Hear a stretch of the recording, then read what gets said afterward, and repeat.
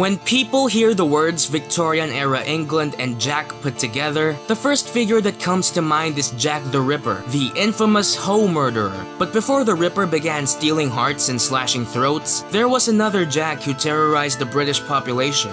Spring-heeled Jack, as the creature would come to be known, was first sighted in October 1837. A servant girl named Mary Stevens was passing through Clapham Common Park at night when someone jumped at her from a dark alley. The man's grip was strong enough to prevent her from moving, and he began tearing her clothes and touching her skin. Mary screamed for help, which prompted her assailant to flee the scene.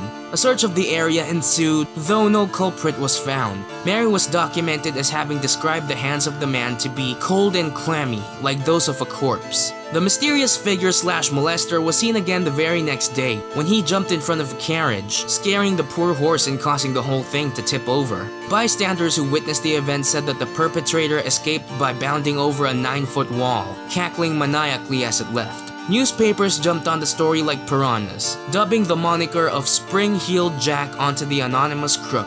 As word spread around, reports of encounters with Jack increased, being most prevalent in suburban London. Eyewitness descriptions of him state that he was dressed in gentleman attire, or more specifically, a white oilskin shirt beneath a black cloak and a helmet. Also, the more his popularity grew, the more his appearance seemed to shift to the supernatural. People initially said that he simply wore clawed gloves, but later on claimed that Jack's hands themselves were clawed. Likewise, he used to have a more human visage, but later accounts insisted that he looked demonic. However, his two main abilities remained consistent throughout the lifespan of his legend. True to his name, Spring-heeled Jack could leap at impossible heights, which he often did when running from the cops. More weird was his power of breathing blue fire that didn't physically hurt those that it hit, but prompted fits of delirium. And, most important of all, his preferred victims were young women.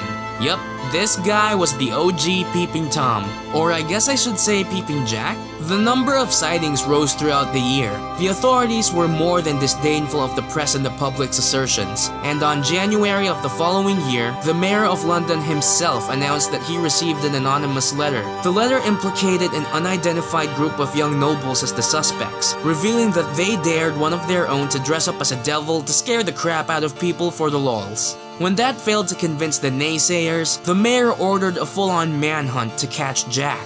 Jack's two most well-known attacks occurred about 1 month later. The first happened on February 28. Jane Alsop answered the door for an alleged police officer who asked for a light after claiming that Spring-heeled Jack was caught in the street. Jane noticed too late that the man was wearing a big black cloak, which he soon removed to reveal what Jane described as eyes that resembled red balls of fire. Jack advanced upon Jane and caught up to her on the porch, tearing at her neck and arms with his claws. It took the arrival of one of her sisters for the monster to retreat. About a week after the Alsop incident, Lucy Scales and her sister were returning home after visiting their brother's home in Limehouse. Passing through Green Dragon Alley, she noticed someone standing in a corner of the street.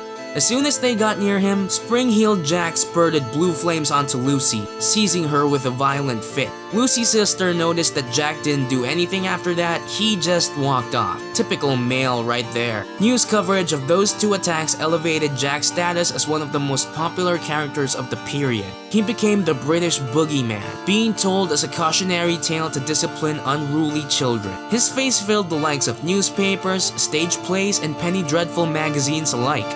Though he had become notorious, the number of sightings declined, becoming less frequent yet more widespread towards the dawn of the 19th century. Some instances include Spring-heeled Jack infiltrating an army barracks to slap a guard, being shot at with no visible effect by an angry mob, and making an appearance on the roof of a church.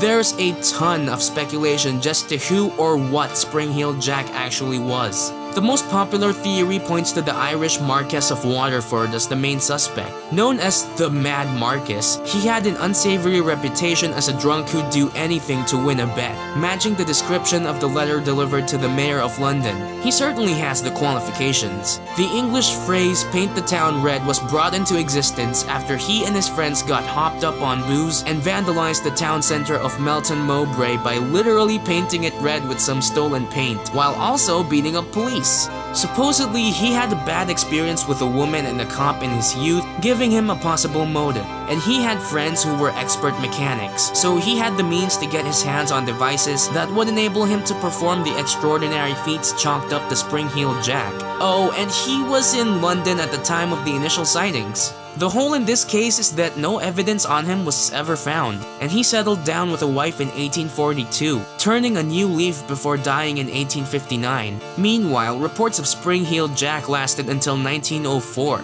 Another, more convenient suspect was found in Thomas Milbank. Following the assault on Jane Alsop, he literally bragged about attacking her while drinking in a pub. The only reason he wasn't convicted was that Jane was adamant that the man she saw could breathe fire. Thomas could not. One more theory, and the one I found to be the most plausible, is that Spring-Heeled Jack was simply a case of mass hysteria. When they moved into the cities, the British brought their superstitious beliefs from the countryside with them. There were already a lot of circulating rumors about ghosts and mythological creatures well before the Spring-Heeled Jack craze. Reporters sensationalized the first few confrontations with Jack, which were most likely isolated cases of attempted rapes and petty crime, and everything snowballed from there. The final theory, which I personally think is complete bullshit, is aliens!